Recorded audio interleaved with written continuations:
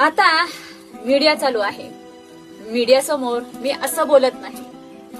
शेतकऱ्यांना कर्जमाफीचे जे पैसे मिळतात ते पैसे शेतकरी करतात काय?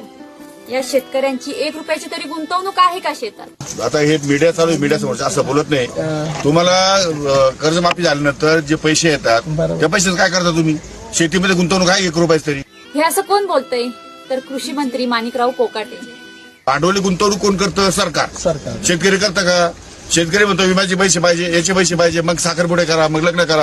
शेतकऱ्यांना पीक विम्याचे पैसे पाहिजेत, त्याचे पैसे पाहिजेत. हे पैसे घेऊन शेतकरी करतात काय? तर लग्न आणि साखरपुडा.